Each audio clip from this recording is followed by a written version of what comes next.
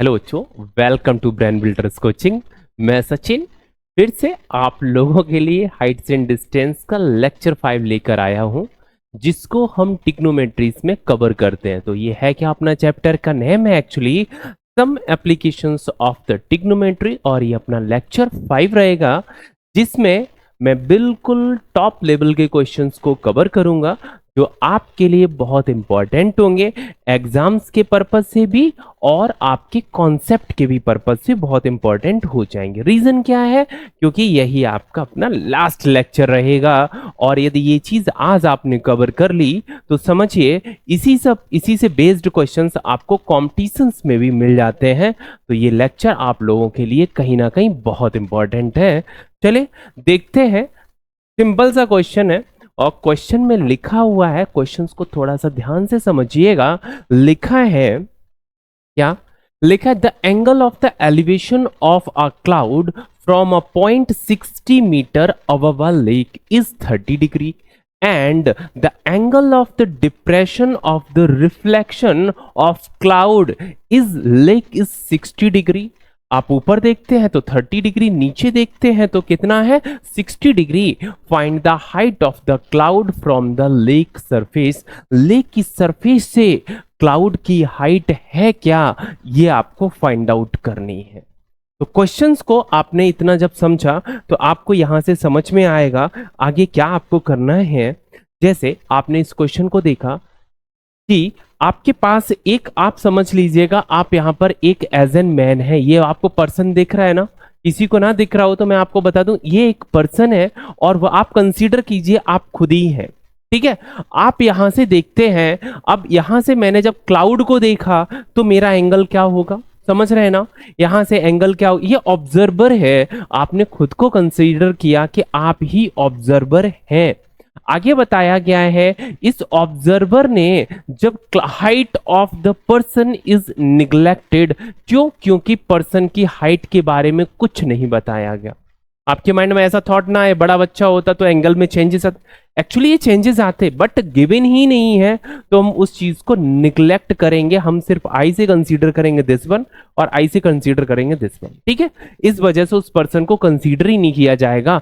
तो आपने क्या देखा, ऑब्जर्वर को देखा गया कि ये 60 मीटर हाइट पर है। ठीक है, इतनी चीज क्लियर है। ऑब्जर्वर की हाइट कितनी है, 60 मीटर है। अब जब उसने क्लाउड को देखा तो क्लाउड जब देखेगा तो एंगल ऑफ एलिवेशन की बात की गई है, किसकी, एंगल ऑफ एलिवेशन। तो यहां से हॉरिजॉन्टल के रेस्पेक्ट में एंगल कितना बनेगा, 30 डिग्री। आपने बनाया लाइन ऑफ साइट है, क्लाउड को देखा तो एंगल आपका 30 डिग्री फॉर्म हुआ। और जब आप उसी को बॉटम को देखते हैं, जब किसको मतलब समझ रहे हैं, क्लाउड को। और क्लाउड को जब आप लेक में देखते हैं, झरने में देखते हैं, तो ऐसे केस में आपको कितने डिग्री देखते हैं आप, 30 डिग्री डिप्रेशन करना पड़ता है, ऐसे करके लाइक दिस। इस तरह से आपने एंगल फॉर्म किया। ठीक है, तो ऐसे केस में आपने क्या देखा, ये जो हाइट होगी, फिंगर पे फोकस कीजिएगा, ये जो लाइन आपको दिख रही है इस पॉइंट से इस पॉइंट तक, इस पॉइंट से इस पॉइंट तक जो डेप्थ होगी दोनों बराबर होंगी। क्योंकि आपको पता है कि जब भी रिफ्लेक्शन होगा, रिफ्लेक्शन के केस में दोनों ही डिस्टेंस कैसी होती हैं, बराबर। तो यहां से एक कॉन्सेप्ट आता है अपना फिजिक्स वाला, और वो आपको ध्यान रखना चाहिए, क्या, distance of the cloud from the lake surface this is equal distance of its reflection from the lake surface. Means मैं कहना चाहूं ये जो हाइट है, ये जो डेप्थ है, ये दोनों ही बराबर होंगी। ठीक है, चलिए उम्मीद करते हैं ये चीजें आपकी क्लियर हो गई होंगी। डायग्राम क्लियर हो गया तो इट मीन्स 90% क्वेश्चन आपका क्लियर हो गया। तो हम पूरा कॉन्सेप्ट को आपको बताना चाहें, उसी डायग्राम्स को हमने इस तरह से राइट किया। अब आपको करना क्या है, आपको जब क्वेश्चंस आता है आपको कॉपी पर इस तरह से बना लेना। ठीक है, अब कैसे है ये देखिएगा, ये ऑब्जर्वर ए है और ये उसकी हाइट है, मतलब कितनी हाइट पर खड़ा हुआ है। और वहां से जब देखता है किसी क्लाउड को तो 30 डिग्री एंगल फॉर्म होता है, और वहीं से लेक पे जो क्लाउड की इमेज बनती है उसको देखता है तो बेटा 60 डिग्री एंगल फॉर्म होता है। ठीक है, और ये एंगल ऑफ डिप्रेशन है। तो आपने क्या देखा, यदि यहां से लेके यहां तक की जो डिस्टेंस है x है, तो मैं बताऊं c क्यू के बीच की डिस्टेंस भी क्या होगी, x होगी। ये चीज आपको बहुत अच्छे से समझना है। चले यहां से हम आपको क्वेश्चंस बताना स्टार्ट करते हैं, क्या चीज इंपॉर्टेंट है और कैसे क्वेश्चंस करना है। तो यहां पर अपनी जो हाइट है वो x है, तो यहां से यहां तक की जो डेप्थ होगी वो कितनी होगी, x होगी। ठीक है, इतनी चीज क्लियर है ना। आगे मैं बताना चाहूं ए बी की वैल्यू कितनी है, 60। ए बी की वैल्यू आपकी कितनी है, 60। तो मैं डीसी पूछना चाहूं तो डीसी कितना हो जाएगा, आपका हो जाएगा 60 मीटर। क्यों, दोनों ही पैरेलल लाइंस है ना। तो आपने देखा ये 60 है तो ये भी 60 होगा। अच्छा, बचा हुआ पार्ट डीपी, जो डीपी है डीपी कितना होगा, यहां से आप बता सकते हैं ये आपका हो जाएगा x माइनस 60। क्यों x माइनस 60 हुआ, रीजन ये है पीसी कितना है, टोटल आपका है x और ये पार्ट कितना है 60, तो आपने माइनस कर दिया, ये डिस्टेंस निकल आई डीपी की, कितनी है डीपी या पीडी। ठीक है, आप कुछ भी बोल सकते हैं, इस तरह से आप बता देंगे तो आपका डायग्राम इस तरह से बन जाएगा। अब करना कैसे है उस चीज को समझिएगा। यहां से मैं बी और सी की बात करना चाहूं, ये जो बीसी डिस्टेंस है वो एडी के बराबर है। वो किसके बराबर है, एडी के बराबर है। अब देखिएगा, सबसे पहले मैं बात करना चाहूंगा एक बड़े से ट्राइंगल्स पे, मींस ए डी क्यू में। कौन सा ट्राइंगल सबसे पहले हम पिक करते हैं, in a triangle A D Q, in a triangle A D Q.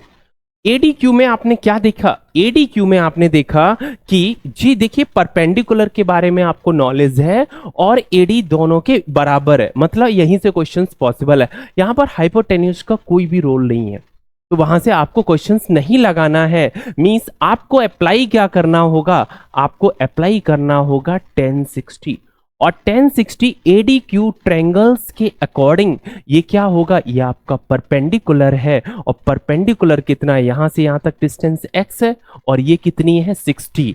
तो इट मींस परपेंडिकुलर इस केस में हो जाएगा x प्लस 60 और बेस कितना है आपका AD, बेस कितना है आपका AD। क्लियर है ना। जब मैं बात करूं 1060 की तो ऑलरेडी आप सभी को याद होगा 1060 की वैल्यू होती है √3, this is equal x plus 60 divided by AD। इसको यहां पर ही होल्ड कर देते, क्यों, रीजन मैं आपको बताऊं, क्योंकि अभी ना तो आपको x पता है ना आपको AD। यहां से AD की वैल्यू फाइंड आउट करेंगे और सेम इस इक्वेशन से भी AD की वैल्यू को फाइंड आउट करेंगे और कर देंगे बराबर, और वहां से निकल आएगी आपकी x की वैल्यू। क्यों, आपको फाइंड आउट क्या करना, find the height of the cloud from the lake surface. Lake surface से क्लाउड की हाइट क्या है उसको फाइंड आउट करने के लिए सिर्फ एक वेरिएबल है कि x आप फाइंड आउट कर लें, आपका आंसर निकल आएगा। चलिए AD की मैं वैल्यू यहां से पूछना चाहूं, आपने क्रॉस मल्टीपल किया, AD की वैल्यू क्या होगी 60, x plus 60 divided by √3, x plus 60 divided by √3। इस तरह से ये आपकी इक्वेशंस बन जाएगी। अभी आगे क्या करना है उस चीज को देखिएगा, साइड से मैं इस क्वेश्चंस को यहां पर ही बता देता हूं कि अब आपको ट्रायंगल लिखना है ADP। कौन सा ट्रायंगल लेना है, in a triangle ADP, in a triangle ADP। ठीक है, आपने ADP देखा, ये क्या है, राइट एंगल ट्रायंगल है, तो मींस आपको अगेन अप्लाई करना है यहां पर 1030 और 1030 का मतलब हो गया आपका परपेंडिकुलर। परपेंडिकुलर क्या है आपका x माइनस 60, इस ट्रायंगल के अकॉर्डिंग क्या हो जाएगा x माइनस 60 अपॉन AD। 1030 की जो वैल्यू होती है वो आपकी है 1 अपॉन √3। 1030 की वैल्यू क्या है 1 अपॉन √3, तो इट मींस इसके इक्वल क्या आ जाएगा x माइनस 60 अपॉन AD। ठीक है, इतना क्लियर हो गया। क्रॉस मल्टीपल कर देंगे तो AD की वैल्यू आपकी यहां से फाइंड आउट होगी x माइनस 60 मल्टीप्लाई बाय √3। ये भी AD है और यहां भी AD है, तो मींस फर्स्ट इक्वेशन से मैं AD की वैल्यू को पुट कर देता हूं, तो आपका क्या आ जाएगा x प्लस 60 डिवाइडेड बाय √3 और this is equal x minus 60 multiply by √3। यहां तक क्लियर है ना? जब ये चीजें क्लियर हैं तो आप क्या करेंगे, क्रॉस मल्टीपल कर देंगे। यहां से क्या करना है, क्रॉस मल्टीपल करना है। तो यहां से निकल कर आएगा आपका x प्लस 60 और दिस इज इक्वल √3 इंटू √3 क्या हो जाएगा 3, और 3 का मल्टीपल कर दीजिएगा। यहां से निकल आएगा 3x माइनस और 6 3 80 मीन्स 180। यहां तक किसी को कोई डाउट है? नहीं, बहुत अच्छे। अब देखिएगा इधर आपका 3x है, इधर x है, मैंने x को उधर शिफ्ट किया तो क्या हो जाएगा 2x। क्लियर? 180 इधर है, इधर 60 है, माइनस का इधर आएगा तो प्लस में हो जाएगा। 180 plus 60 will be the 240, will be 240। तो उम्मीद करते हैं ये आपको बहुत अच्छे से यहां तक समझ में आ गया होगा। 240 this is equal to x। मैं x की वैल्यू आपसे पूछना चाहूं, यहां से नीचे नहीं लिखेंगे, ठीक है, यहां पर समझा देते हैं क्वेश्चंस को। देखिएगा तो यहां से x की जो वैल्यू आपकी निकल के आएगी 240 अपॉन 2 मीन्स x की वैल्यू यहां पर हो जाएगी आपकी 120। x की वैल्यू कितनी निकल आई आपकी 120। ठीक है, x की वैल्यू आपकी कितनी फाइंड आउट हुई है 120। अब जो क्वेश्चन पूछा गया है उस पर फोकस करना है, आपको फाइंड आउट करना है AC। क्या फाइंड आउट करना है, ध्यान दीजिएगा, आपको क्या फाइंड आउट करना है AC। ए PC है, not a AC, this is a PC। क्या है, पर्सनल कंप्यूटर नहीं है, यहां पर क्या है PC है। और PC की वैल्यू टोटल कितनी है मैं बताना चाहूं, PC की वैल्यू ही यहां पर x है। PC की वैल्यू क्या है x है। यदि PC की वैल्यू x है तो इसी को आप बोल देंगे यही आपकी टोटल हाइट है। किससे, किसकी हाइट है, जो क्लाउड है। और क्लाउड की मैं यदि लेक के सरफेस से देखना चाहूं तो ये जो हाइट निकल के आएगी 120 निकल के आएगी। क्लियर है, बहुत अच्छे, गुड, वेल डन। यदि आप लोगों को बहुत अच्छे से समझ में आ गया है तो इस तरह से देख सकते हैं। क्लियर है, किसी को स्क्रीनशॉट लेना हो तो यहां पर ले सकता है। ठीक है, नेक्स्ट देखते हैं। ये अपना क्वेश्चन हो जाता है। नेक्स्ट क्वेश्चन है, नेक्स्ट भी क्वेश्चन बहुत अच्छा है, थोड़ा सा अच्छे से समझिएगा। ठीक है, इस तरह से ही मैंने ऑलरेडी आपको सभी चीज़ें एक्सप्लेन कर दी हैं। नेक्स्ट अगला क्वेश्चन इस तरह से आता है, जस्ट वेट। ये क्वेश्चन है और क्वेश्चंस को थोड़ा सा ध्यान से देखिएगा। क्वेश्चन में लिखा क्या है, लिखा है a straight highway leads to the foot of a tower, a man standing at the top of the tower observes a car at an angle of depression 30 degree. At an angle of depression 30 degree, what is approaching the foot of the tower with the uniform speed 6 seconds later, the angle of the depression of the car is found to be 60 degree.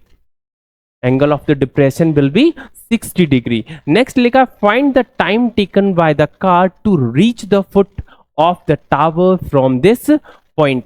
ये आपसे पूछा गया है कितना time लगेगा कि वो जो कार वाला पर्सन है वो उसके टावर के फुट तक पहुंच जाएगा।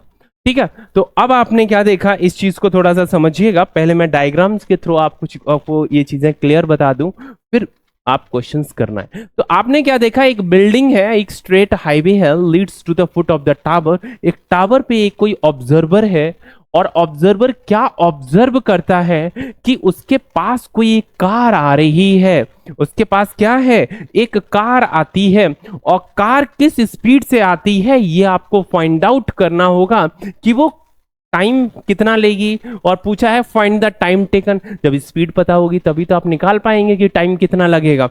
मींस आपको ये देखना है कि पहले जो एंगल था, एंगल ऑफ डिप्रेशन एक टाइम 30 डिग्री था। आफ्टर सम टाइम आपने देखा, कितने टाइम आपने देखा, देखिएगा ऑलरेडी लिखा हुआ है, कुछ टाइम बाद देखा तो एंगल हो गया मेरा 60 डिग्री। पहले क्या था, angle 30 degree, after some time हो गया मेरा एंगल 60 डिग्री। और टाइम कितना लगा इसमें, आपको 6 सेकेंड लगे इस चीज को चेंज होने में। ठीक है, क्लियर है, बहुत अच्छे।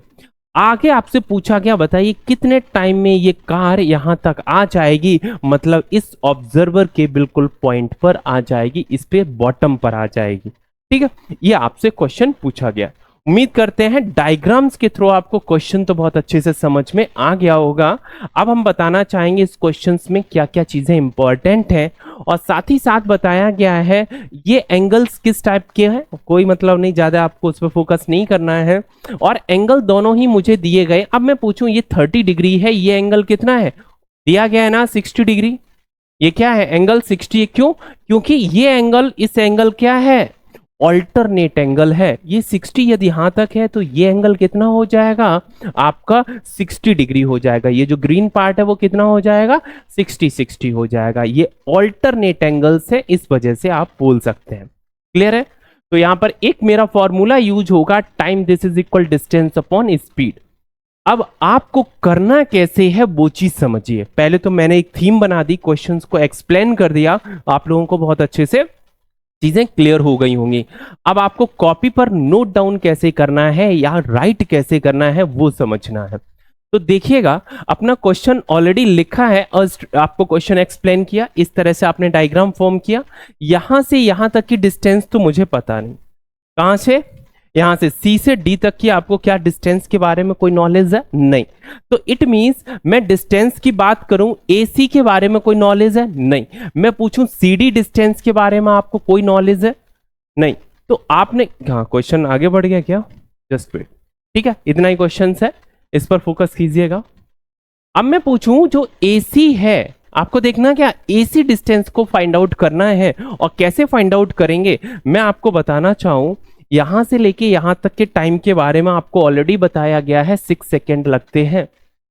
ठीक है, यहां से यहां तक कितना टाइम लगता है, 6 सेकेंड लगता है। यहां पर कितना टाइम लगेगा ये पूछा गया है। यदि आप डिस्टेंस का भी रेशियो निकाल देंगे तो टाइम भी डिस्टेंस के रेस्पेक्ट में क्या होगी, स्पीड तो कांस्टेंट होगी। यदि डिस्टेंस बढ़ेगी तो टाइम भी बढ़ेगा। तो आप बोल सकते हैं speed is directly proportional to time. Speed जो है टाइम के डायरेक्टली प्रोपोर्शनल है। स्पीड बढ़ेगी तो टाइम बढ़ेगा, टाइम बढ़ेगा तो स्पीड बढ़ेगी। ओवरऑल आप दोनों ही चीजें बोल सकते हैं क्रॉस करके। अब हम यहां पर बताना चाहेंगे, पहले मुझे रेशियो फाइंड आउट करना होगा, और किसमें, एक्स एंड वाई में। किसमें, एक्स एंड वाई में, मतलब एसी और सीडी की डिस्टेंस में क्या रिलेशन है, तो हम टाइम निकाल सकते हैं। इतनी चीज क्लियर हो गई। तो अब आपको क्या करना है, एक ट्राइंगल लेना है ए सी बी या ए बी सी। सबसे पहले एक छोटा सा ट्राइंगल लेते हैं। In a triangle A B C, A B C, ध्यान दीजिएगा, मैं A B C right angle triangle है ये ऑलरेडी। इसकी मैं बात करूं तो 1060 अप्लाई करना होगा। रीजन क्या है, बिकॉज परपेंडिकुलर पे डिस्कशन किया गया है और बेस पर डिस्कशन किया है। परपेंडिकुलर अपॉन बेस होता है क्या, 10 का रिलेशन दिखाता है, तो 10 ही इसमें रिलेशन दिखा सकता है। तो आप क्या अप्लाई करेंगे, 1060 विल बी एच अपॉन ए सी की वैल्यू मैंने क्या कंसीडर की है, बाई मीटर कंसीडर किया है। और 1060 की हमारी वैल्यू क्या है, √3, this is equal H upon bye. ठीक है, यहां से इतनी चीज क्लियर हो गई। अभी मुझे यहां से वैल्यू किसकी निकालनी है, एच। क्यों, क्योंकि एच इस ट्रायंगल में भी है और इस बड़े वाले ट्रायंगल्स में भी है। दोनों को इक्वल कर देंगे तो देन आप वैल्यू फाइंड आउट कर सकते हैं। तो यहां से देखिएगा, तो हम बोलना चाहे एच की वैल्यू कितनी क्या हो जाएगी, एच की वैल्यू यहां से फाइंड आउट हो जाएगी √3y। ठीक है, एच की वैल्यू आपकी फाइंड आउट हो गई, कितनी आई है, एच की वैल्यू आपकी आई है √3y। एच की वैल्यू क्या है, √3y। जब ये वैल्यू आपकी यहां तक फाइंड आउट हो गई है, अगेन आपको बड़ा वाला एक ट्रायंगल लेना है ए बी डी। कौन सा, in a triangle A B D, in a triangle A B D. Again आपको अप्लाई करना है क्या, 1030 डिग्री, और 1030 की वैल्यू होती है क्या, परपेंडिकुलर एच ही है, बेस कितना है x प्लस बाई। ध्यान दीजिएगा ये बहुत इंपॉर्टेंट है, टोटल डिस्टेंस आपको कवर करनी होगी। एडी की डिस्टेंस जो है वो क्या है, x प्लस बाई है, आपको ऐड करना होगा। 1030 की वैल्यू होती है क्या, 1/√3। क्या है इसकी value, 1/√3, this is equal h upon x plus by. h की वैल्यू मैंने आपको बताया √3 है, h की वैल्यू क्या है, √3 है। तो बेटर है कि हम इसी बार ही पुट कर दें और क्वेश्चंस थोड़ा जल्दी हो जाएगा। ठीक है, तो अपन डिवाइडेड बाई क्या हो जाएगा, डिवाइडेड बाई देखिएगा x प्लस बाई। इतनी चीजें क्लियर हो गई। आगे मैं देखना चाहूं क्रॉस मल्टीपल करेंगे तो यहां से निकल के आएगा आपका x plus y, this is equal √3 into √3 3 हो जाएगा, दिस इज इक्वल y। यहां तक कोई डाउट तो नहीं है, नहीं है, बहुत अच्छे। देखिएगा √3 इंटू √3 हो गया 3। अब बाई को मैं जैसे ही उधर शिफ्ट करूंगा तो क्या आ जाएगा आपका x, this is equal two by, x this is equal two by. तो इसका मतलब कहने का ये है बाई को इधर 2 टाइम्स किया जाए तो x आ जाता है। इस चीज को थोड़ा सा और अच्छे से समझने के लिए यदि मैं रेशियो में इस चीज को राइट कर दूं तो आप लोगों को कोई डाउट नहीं होगा। मैं बोलूं x अपॉन बाई की वैल्यू क्या होगी तो आप बोलेंगे 2/1 होगा, 2/1 होगा। मतलब डिस्टेंस का रेशियो आपने फाइंड आउट किया। क्या फाइंड आउट किया, डिस्टेंस का रेशियो। बाई की वैल्यू कितनी है 1, यदि ये डिस्टेंस 2 है तो ये 1 है। यदि इधर टाइम जितना लगता है तो इधर कितना लगेगा आप बता सकते हैं। क्यों, इस चीज को थोड़ा सा मैं एक्सप्लेन करना चाहूं। ये डिस्टेंस का रेशियो निकल आया, आप बोल सकते हैं यदि ये डिस्टेंस 1 है तो ये डिस्टेंस 2 होगी। सिर्फ अभी जितना भी मैंने क्वेश्चंस बताया यहां तक फाइंड आउट हुआ है और कुछ भी मैंने नहीं बताया। अब एक चीज मैं आपको बताने जा रहा हूं, स्पीड और टाइम का रिलेशन क्या होता है जिससे कि हम ये टाइम को फाइंड आउट कर पाए। तो मैंने क्या देखा कि यहां पर जो स्पीड है ना वो कांस्टेंट है। यहां पर क्या है, स्पीड कांस्टेंट है। तो किसमें रिलेशन रह गया, आपने कहा स्पीड तो कांस्टेंट है, तो स्पीड दिस इज इक्वल होता है डिस्टेंस अपॉन टाइम। स्पीड किसकी इक्वल होता है, डिस्टेंस अपॉन टाइम। और स्पीड आपकी क्या है, कांस्टेंट है। तो ऐसे केस में टाइम जो है डी के क्या हो जाएगा, प्रोपोर्शनल हो जाएगा। Means time is directly proportional to D. तो टाइम जो है वो डिस्टेंस के क्या हो जाएगा, प्रोपोर्शंस में हो जाएगा। मींस यदि इधर 1 है इधर 2 है, यदि मैं टाइम की बात करूं तो टाइम का भी रेशियो 1:2 हो जाएगा।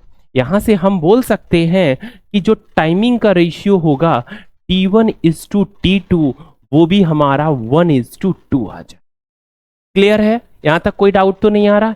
माइंड में एक छोटा सा भी कंफ्यूजन नहीं होना चाहिए आप लोगों के। अब मैंने कहा कि सेकेंड केस में तो सर टाइम तो दिया गया है, सेकेंड केस में तो टाइम दिया गया है, मींस 2 की वैल्यू दी गई है। 2 की वैल्यू है क्या आपकी 6 सेकेंड।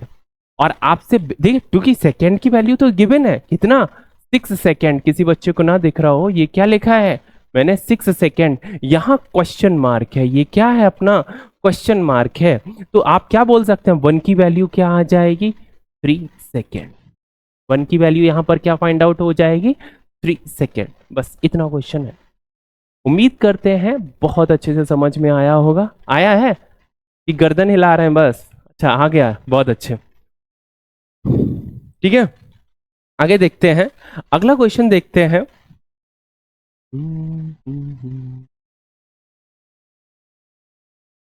अब एक सिंपल सा क्वेश्चन है, थोड़ा सा फोकस कीजिएगा। ये थोड़ा सा विजिबिलिटी कम तो नहीं है, मैं रीड करके बता दे रहा हूं, आप लोगों को समझ में आ जाएगा, कोई दिक्कत नहीं है। लिखा है a man on a man, just wait,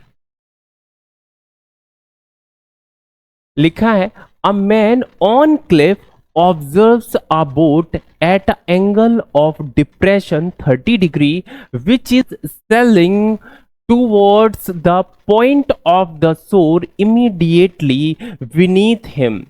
3 minutes later, the angle of depression of the boat is found to be 60 degree, assuming that the boat, next slides में ये प्रॉपर आपको दिखेगा, आप टेंशन मत लीजिएगा, ठीक है, अभी बस सुन लीजिए।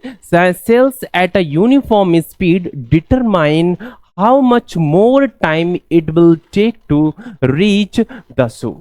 ठीक है, तो इट मीन्स इस चीज में है क्या, मैं आपको एक्सप्लेन करता चलूं, थोड़ा सा देखिएगा, स्लाइड्स पे फोकस कीजिए। एक ये सूर है और यहां से आप क्या देखते हैं, यहां से आप कोई एक ऑब्जर्वर है, ऑब्जर्व करता है, ये ऑब्जर्वर है, ये ऑब्जर्व क्या करता है कि यहां पर उसको कहीं कोई ना कोई एक सिप आता हुआ दिख रहा है। ये क्या है, एक सिप है। और सिप को जब वो देखता है, वो पर्सन जो ऑब्जर्वर है, अब आपको विजुअल होने लगा होगा, तो यहां से जब इसकी जो हाइट है लाइन ऑफ द साइट के अकॉर्डिंग, और ये जो मेरी हॉरिजॉन्टल लाइन है, दोनों के एंगल्स दिए गए हैं, तो एंगल ऑफ डिप्रेशन कितना है, 30 डिग्री।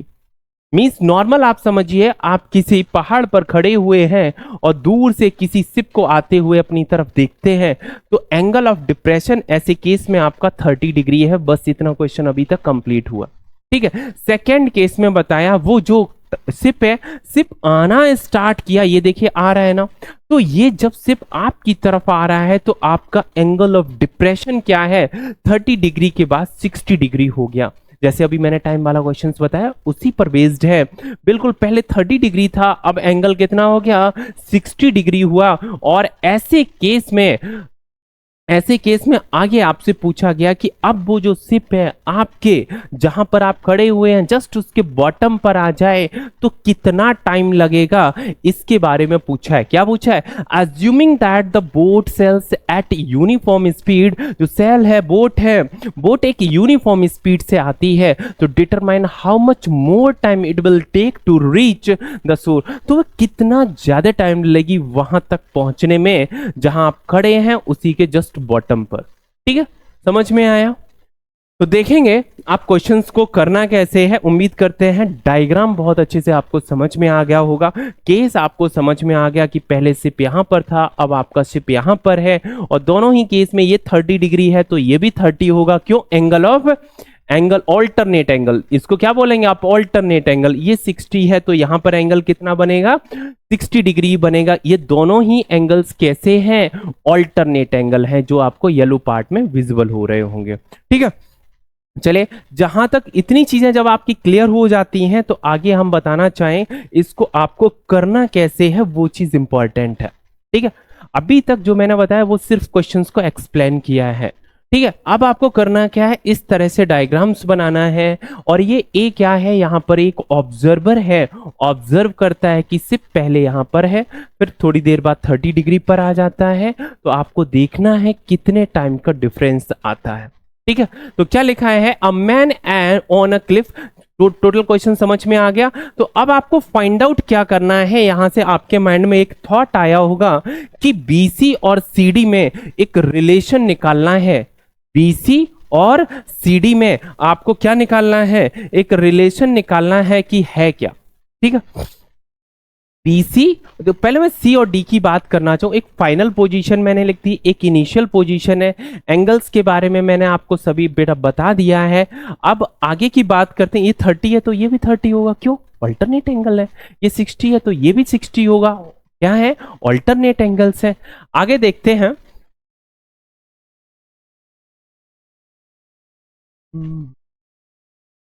ठीक है, यहां से ही क्वेश्चन समझते हैं, यहां पर समझिएगा बस। ठीक है, तो देखिए मैंने इसको बीसी को क्या कंसीडर कर लिया, थोड़ी देर के लिए मैंने इसको एक्स कंसीडर कर लिया। मैंने ये माना कि जो फाइनल पोजीशन थी सिप की, मतलब यहां पर नहीं आया, जस्ट बीच में जब आया था, तो वो जो डिस्टेंस है वो एक्स है, और सी और डी के बीच की जो डिस्टेंस है उसको मैंने बाय कंसीडर कर लिया। अच्छा, ये डिस्टेंस मैंने क्यों कंसीडर की, मैं पहले से बता दूं, क्योंकि इसी टाइम के रेशियो को पूछा गया है कि टाइम में कितना डिफरेंस आया, तो आप टाइम डिस्टेंस से ही निकाल सकते हैं। और h जो AB है, AB की जो हाइट है वो h है, वो आप h कंसीडर कर सकते हैं।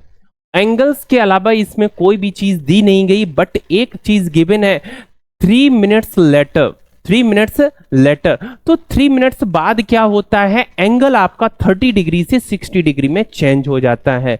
मींस यहां से सी से लेकर डी तक आपको टाइम कितना लगा, 3 मिनट। क्या चीज इंपॉर्टेंट है यहां पर, सी से डी तक जाने में आपको टाइम कितना लगा, 3 मिनट। जैसा कि अभी क्वेश्चंस बताया था उसी पर बेस्ड है, आपको करना कैसे है वो समझिएगा। तो सबसे पहले आपको क्या करना है, एक छोटा सा ट्राइंगल ले लीजिए ए बी सी। तो लिखा है आपने, इन अ ट्राइंगल ए बी सी, क्या अप्लाई करेंगे, 10 60। 1060 आपका क्या होगा, परपेंडिकुलर अपॉन बेस, बेस आपका क्या है x। 1060 की वैल्यू क्या है, √3, this is equal h upon x।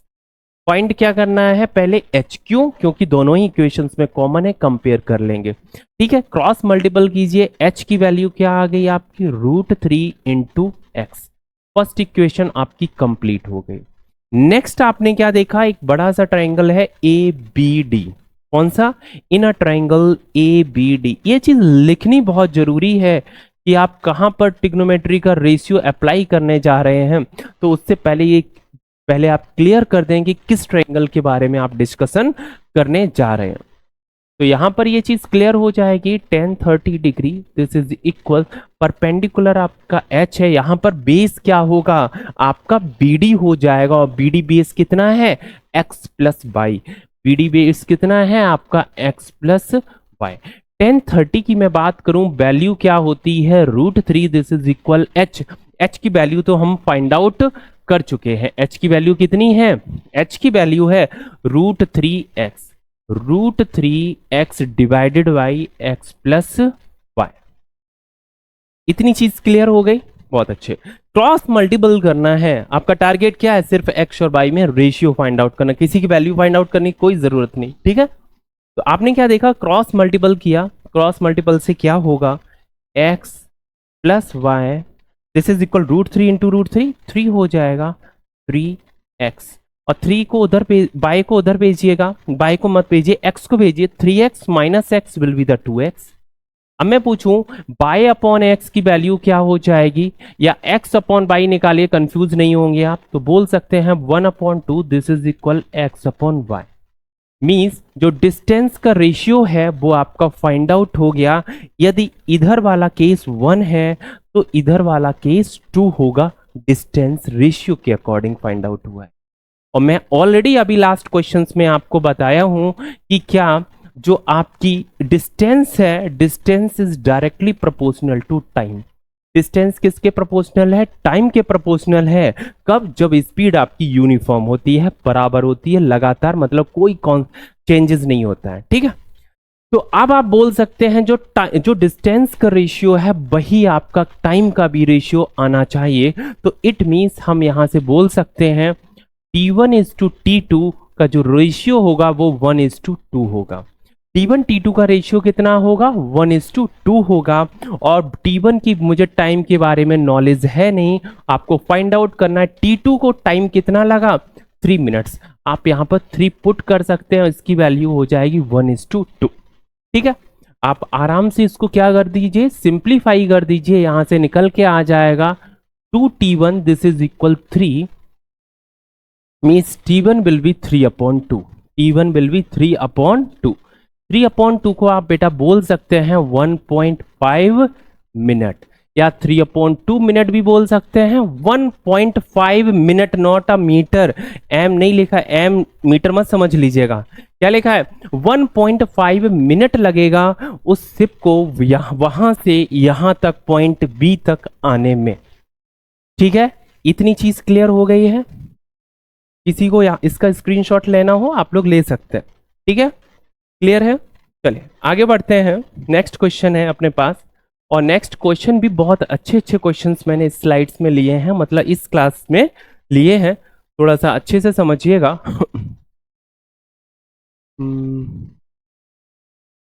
Assuming ये आपका हो गया था। ठीक है, आगे अपना क्वेश्चन आता है, एरोप्लेन्स पर बेस्ड है, इस पर बेस्ड है, जस्ट वेट। थोड़ा सा बस इतना क्वेश्चन है, थोड़ा सा देखिएगा, सिंपल सा क्वेश्चन है, समझना पहले है, पहले क्वेश्चंस को समझना है फिर आगे बढ़ेंगे। The angle of elevation of a jet plane from a point A on the ground is 60 degree. मैं मालिक आप ही खड़े हैं, आप देख रहे हैं, अच्छा ये कितना 60 डिग्री पर है अभी। After flight of 30 seconds the angle of the elevation changes to 30 degree. पहले आपका एरोप्लेन क्या था, आपके पास में था, अब थोड़ा सा जब दूर चला जाएगा तो एंगल क्या हो जाएगा, कम हो जाएगा। आफ्टर कितना लिखा है, आफ्टर 30 सेकेंड, 30 सेकेंड्स बाद आपने देखा जो एंगल 60 डिग्री था वो 30 डिग्री में कन्वर्ट हो गया। If the jet plane is flying at a constant height of 3600 root 3 लिखा हुआ है, 3600 रूट 3 लिखा हुआ है, ठीक है।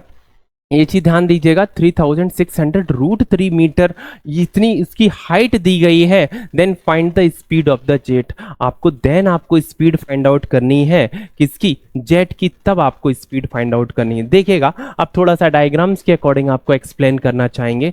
आप थिंक कीजिए कि ये कोई एरोप्लेन है और पहले जो पर्सन है, कोई एक पर्सन है, ये क्या है, एक कोई पर्सन है, विजुअल हो रहा है ना। ये पर्सन जब देखता है इस एरोप्लेन को, तो ऐसे केस में जो एंगल फॉर्म होता है वो 60 डिग्री फॉर्म होता है। कितना फॉर्म होता है, 60 डिग्री। लेकिन अब ये यूनिफॉर्म स्पीड से अपना एरोप्लेन तो चल ही रहा है अपनी तरफ, ठीक है। तो वो 30 सेकेंड्स बाद मैंने देखा ये जो एरोप्लेन है आगे जैसे ही मूव करता है, ध्यान से देखिएगा, 30 सेकेंड्स में ये यहां से लेकर यहां तक डिस्टेंस कवर कर लेता है।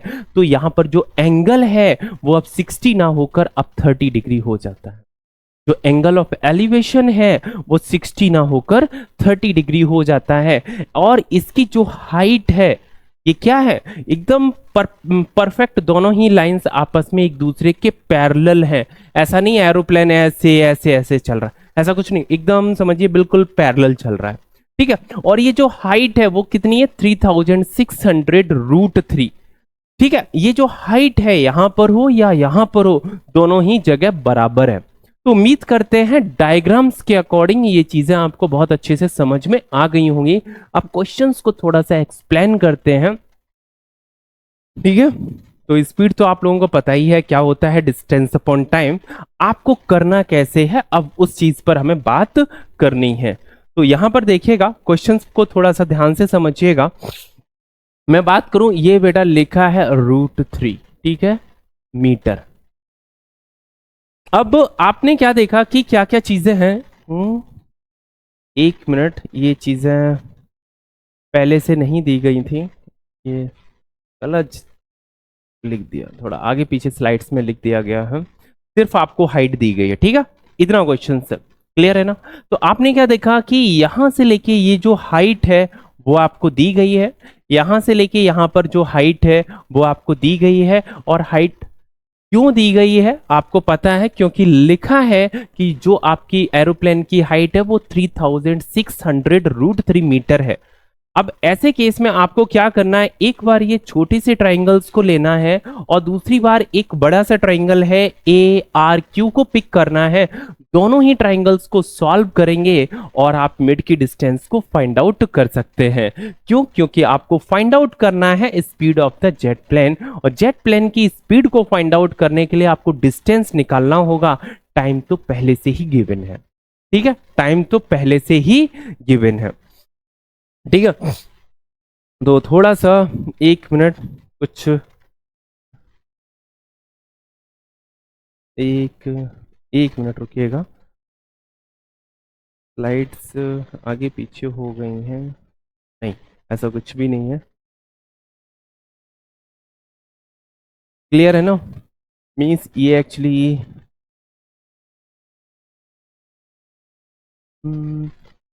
ये नहीं गिवन है, ठीक है, ये अभी फाइंड आउट ही करना बस।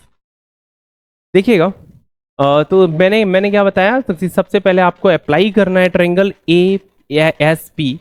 ए एस पी एक ट्रायंगल है, in a triangle A S P, A S P, A S P को आप देख रहे होंगे, ट्रायंगल जो आपका ए एस पी है, ए एस पी है, इसमें हाइट तो ऑलरेडी पहले से गिवन है। तो एंगल कितना है, ये 60 डिग्री है। एंगल कितना है, 60 डिग्री। तो आप यहां पर लिखेंगे tan 60 degree will be perpendicular, perpendicular आपको कितना है, 3600 रूट 3, 3600 रूट 3, और divided by A S, divided by क्या हो जाएगा, ए एस, यही तो हमारा बेस है। और tan 60 की वैल्यू होती है रूट 3, tan 60 की वैल्यू क्या होती है, रूट 3, और this is equal 3600 root 3 divided by A S. √3 से √3 कैंसल आउट हो जाएगा। आप क्रॉस मल्टीपल जैसे ही करेंगे तो एस की वैल्यू क्या आ जाएगी, 3600 मीटर। 3600 मीटर। आपके माइंड में मीटर ही थॉट क्यों आया, क्योंकि आपको बता दूं ये जो डिस्ट हाइट है वो 3600 मीटर है। ठीक है, क्लियर है ना, जो यूनिट होगी यूनिट आपको वही लिखनी है। तो एस आपको फाइंड आउट हो गया है। अब आपको फाइंड आउट करना है ए आर। बड़ा दूसरा ट्राइंगल्स लेते हैं, और दूसरा ट्राइंगल आपका कौन सा है, दूसरा ट्राइंगल देखिए ए आर क्यू। ध्यान दीजिएगा, A R Q. A R Q में देखेंगे in a triangle A R Q. A R Q में क्या होगा, 1030 डिग्री अप्लाई करना होगा। 1030 परपेंडिकुलर तो ऑलरेडी वही रहेगा, 3600 √3 और डिवाइडेड बाय बेस कितना है, ए आर है। बेस क्या है आपका, ए आर। 1030 की वैल्यू जो होती है वो आपकी है 1/√3, और this is equal 3600 √3 divided by A R. Clear है, 1/√3 this is equal 3600 √3 upon A R, upon A R. देखिए क्रॉस मल्टीपल करने से निकल के आएगा आपका A R, this is equal √3 का √3 में मल्टीपल करेंगे 3 आ जाएगा, तो 3 का आप 3600 से ही मल्टीपल करेंगे तो 20 एज इट इज आ जाएंगी। 3 से मल्टीपल करेंगे, 3 6 18, रिमेनिंग कितना है आपका 1, 3 3 9, 9 प्लस 1 विल बी द 10। तो ए आर की वैल्यू आई आपकी 10,800। ए आर की वैल्यू है 10,800, बट आपको क्या निकालना है, एस आर निकालना है। आपको क्या निकालना है, एस आर। ए आर को आप A S plus S R भी बोल सकते हैं। इट मीन्स मैं यहां से एस आर की वैल्यू निकालना चाहूं तो आप बोलेंगे 10,800 माइनस ए एस, और ए एस की वैल्यू क्या है 3,600। तो यहां से एस आर की जो वैल्यू है, देखिए 00 है तो 00 आपने एज इट इज राइट किया।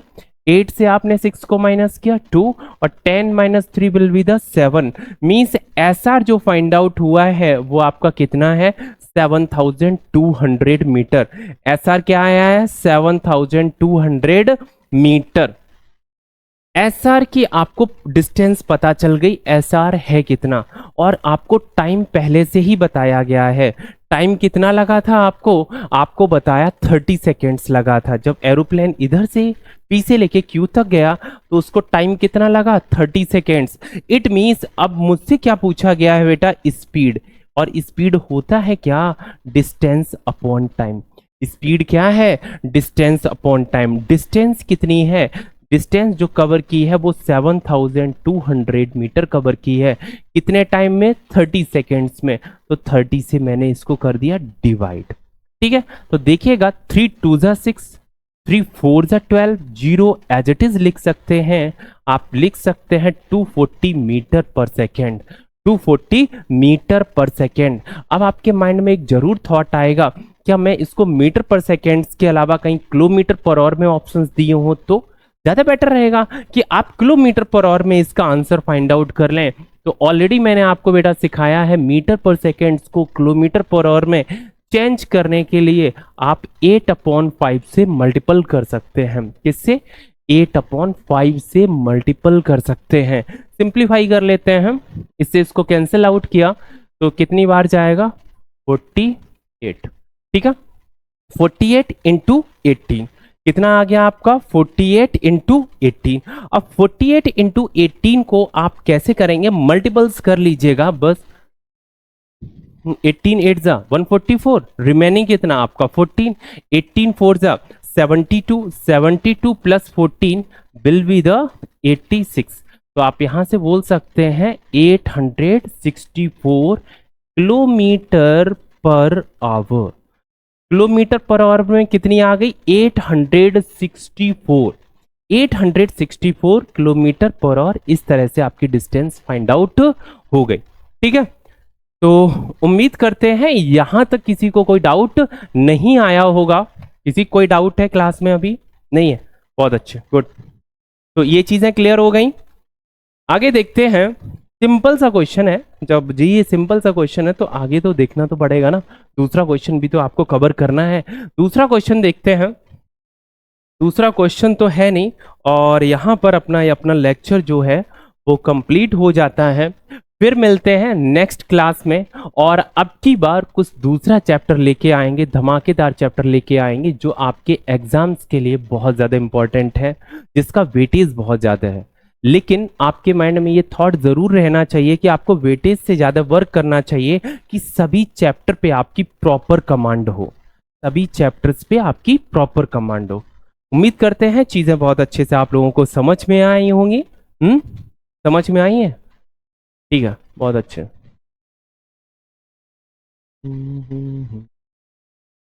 क्या हुआ माउस?